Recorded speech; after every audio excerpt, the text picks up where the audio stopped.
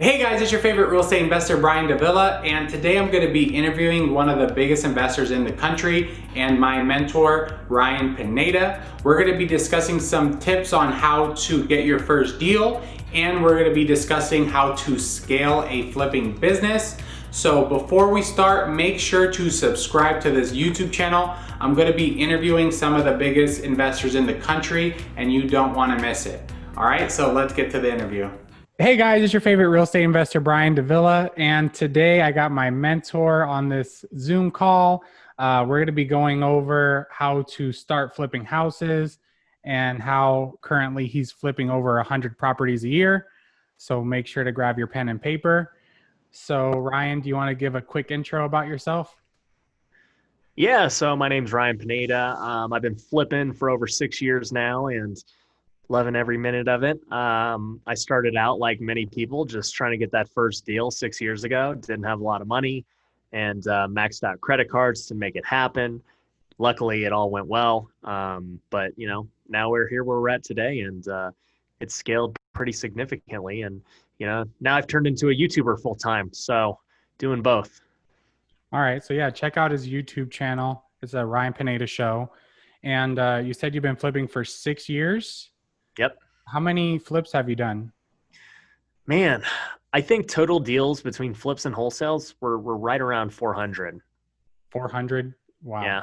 that's a lot. So I asked my followers on Instagram what questions to ask you, Ryan. And the first question that I got was, do you have Botox? um, no, I don't, but maybe I should look into it. It's funny because I actually started taking Accutane because I've been getting adult acne, which is weird. I never had it as a teenager. And it's been like making my face all shiny and weird looking. So I could see why people might think I'm doing Botox, but no, it's just acne medicine. That's funny. All right, but a lot of the questions are really from new investors. So can you give like 5 tips on how people can get their first deal and start flipping houses? Yeah, man. Getting started is always the hardest part. I've always said this. It's easier once you do a bunch of deals because now you have momentum. You're starting to build relationships. Things are moving. So if you haven't done your first deal yet, don't be discouraged. It is hard. It gets easier as you go along. So always remember that. But I would say, my first tip would be to network. Get around people who are doing deals. Mhm. I met Brian a couple of years ago, and he reached out to me because he saw me doing deals, and he wanted to do more deals. Mhm. And I'm not taking any of his credit for the success he's had, but it was a smart move on him to just get around successful people. And so that's the big thing I think most people don't do. They're watching YouTube, which is great. You guys can watch YouTube and do that, but you need to have like human interaction with other people and Mhm. start getting around people who are doing it. Mhm. Okay. So the first one is network with people doing deals. What's like another couple tips of advice? Second thing I would say is definitely make a lot of offers. There are so many people that are like, Ryan, I can't get a deal.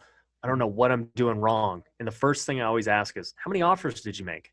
And they'll say, oh, well, I haven't made any this week because of XYZ. I'm like, well, how do you expect to get a deal if you don't make an offer? Like, it doesn't make any sense. So you need to make a lot of offers. And you need to also realize that 99% of your offers will get rejected. You'll get cussed out, you'll get laughed at, Mhm. you're going to be embarrassed by the offers you make because that is the type of deal you need to get to make sense as either a flip or a wholesale. So I Mhm. think you got to just make a lot of offers. Okay. So make a lot of offers, network with people that are doing deals. What How are many like offers, Brian? How many offers were you making a day when you first started versus like how many your team makes now? when I first started, I just made offers all day. So literally I would show up to the office at 7 in the morning and I would make as many offers as I possibly could until 5, until I went home. So there wasn't, I wasn't making 10. I'm probably making close to 100 offers a day if I'm free. So Yeah. So you're making a lot of offers. yeah. Nice. So for me, I guess that's a big one that people aren't really doing. It's impossible to get a deal if you don't make an offer. So that's a big one. I would say the third thing would be, if you want to get started with direct marketing, I would definitely check out Batch Leads. I've got an affiliate promotion for them. It's just go to batchleads.io and use the promo code home run. And, I've got all my students using it. It's really cool because everything is integrated within it. You can pull data with sellers. They'll teach you exactly how to do it. They'll give you a full-on walkthrough for free. You can text from there. You can get phone numbers. You can just get really good data with like, hey, who's going to be a motivated seller? Like, they've got this kind of data, and it really then is just, are you putting in the work to text them, to call them, to get a hold of these people? So I think that's a huge tool right now, because for the 5+ years before this, there was not like a system that did it all. There was all these different softwares. You had to go here to go get your data. You had to go here to get the phone numbers, here to go text, here to go comp properties. And this is the first time I've seen where it's really all in one. Okay. So batch leads, networking, make offers. What's 2 more tips for someone trying to get their first deal? Man, dude. I'm not going to use the obvious tip of go read my book, Flip Your Future, because that kind of details everything. I think that's like the given. I think you have to read that so you just understand first and foremost how a deal actually works. So definitely go read that. But another one I would say is, don't be afraid to, partner up with someone. There's a lot of people who, they try and do it by themselves and they don't have a lot of success. And then there are those who, like Brian, don't need a partner and they can really crush it on their own. But those people are rare.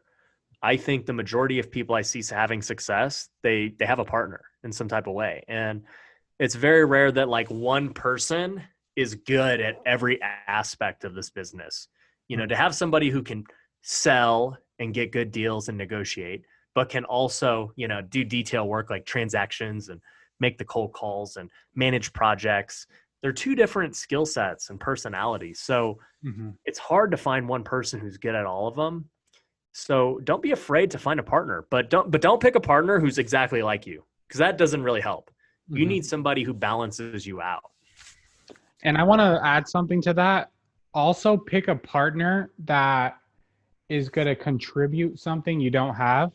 For example, I actually did my first flip with a partner, and they put up all the money because I didn't have the money. So I brought the deal and my partner brought the money. So I think, making sure you're picking someone that's going to contribute, not just like your buddy. Make sure you get a solid partner on your first deal. So partnering, what's the last tip you would give someone who's just starting out? Yeah. The one thing I'll say too, to add to that before, is that, the partner would obviously be found during networking. Yeah. And I think you just brought up a good point too about, if you can partner up with somebody who's already got experience, I mean, that's just, there's no other way to do it that's better.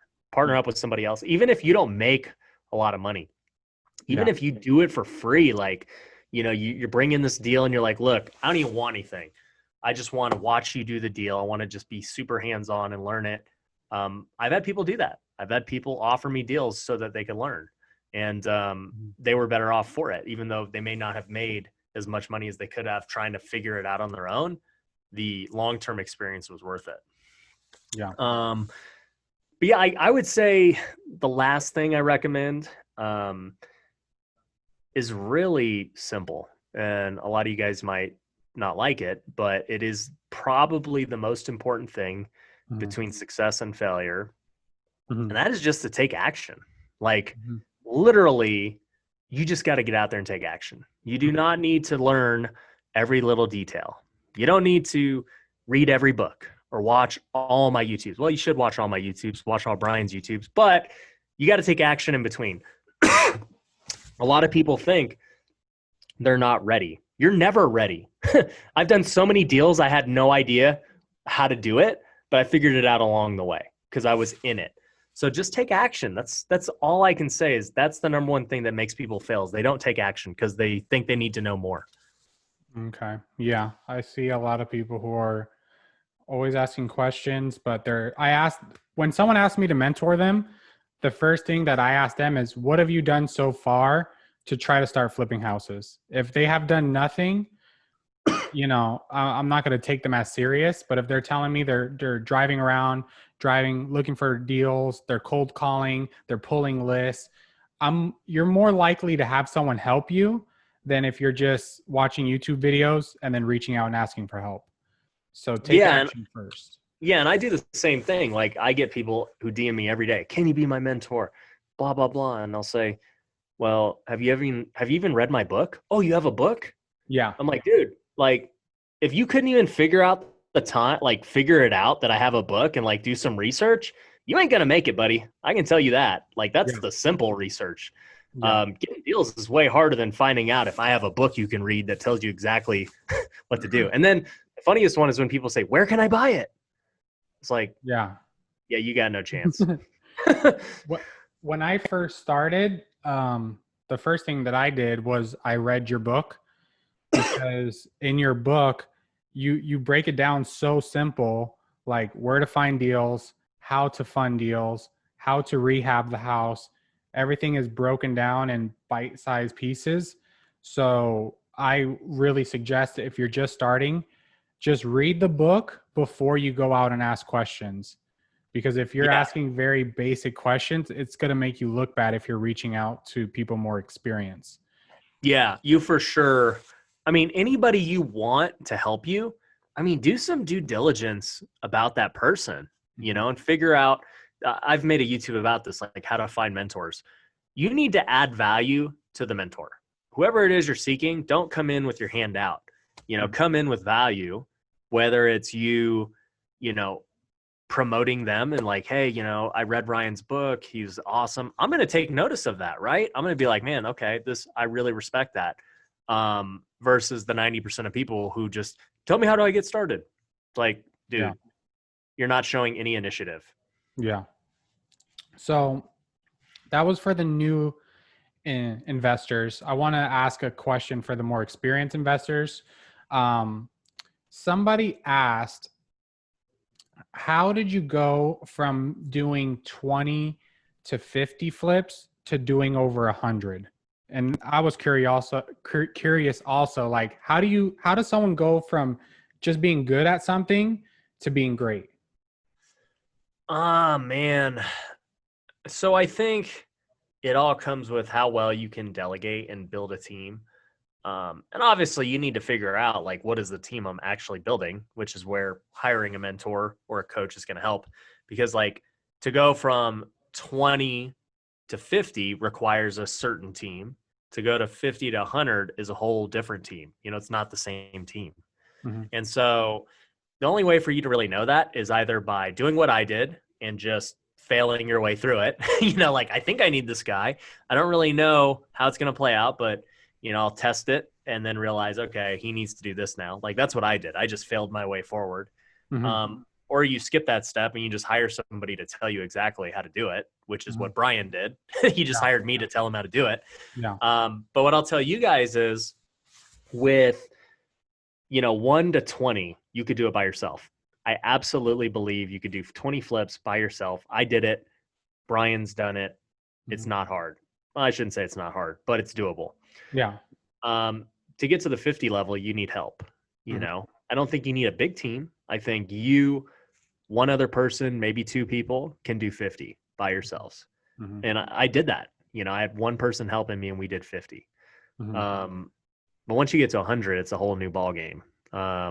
Because now everything starts to break. You've got a lot of projects. You now need to figure out, how do I source more deals? Mm-hmm. You've got all these other issues. And so I think you then need people like a sales team trying to get you deals. You need, another project manager to help you manage all these projects.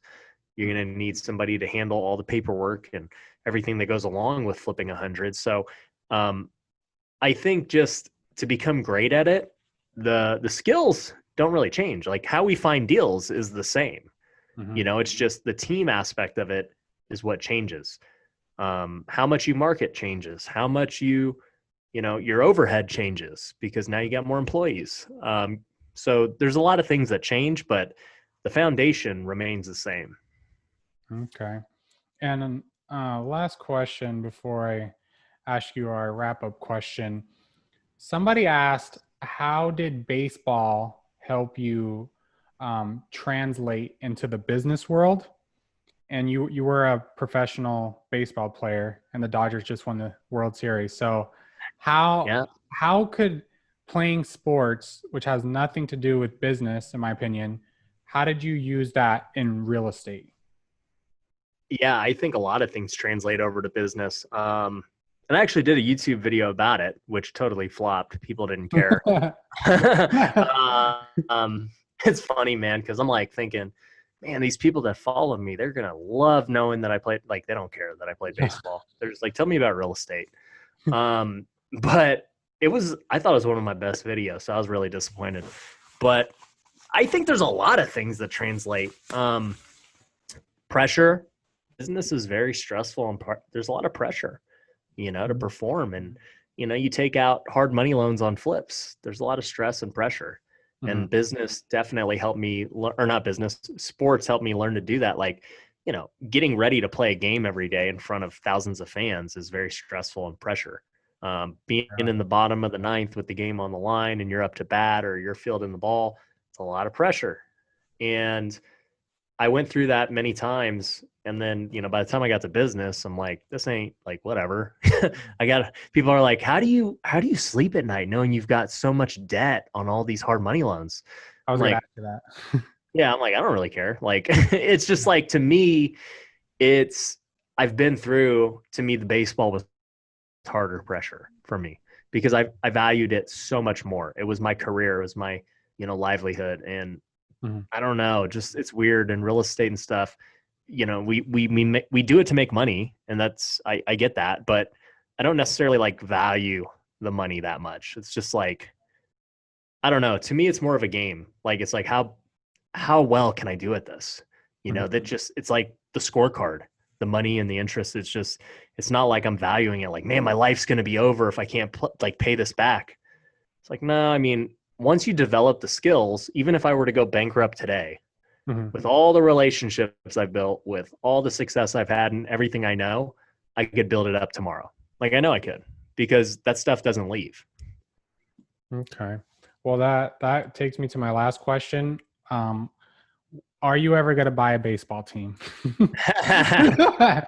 Dude, that's a good question. I actually thought about that. So when I was playing in the minor leagues, I remember doing the math in my head. I'm like, okay, there's 10,000 people in the stands right now. They all paid $10 to be here.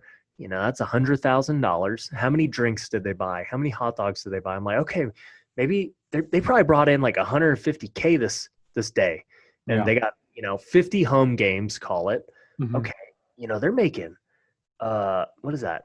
150 times 50 home games. I don't even know. They're making like 7.5 million in revenue, and that's pretty good. And then I'm thinking, okay, what are their expenses? And I'm like, okay, well, we're in the minor leagues. We don't get paid anything. Their overhead on the salaries is like nothing. It's like $100,000. It's terrible.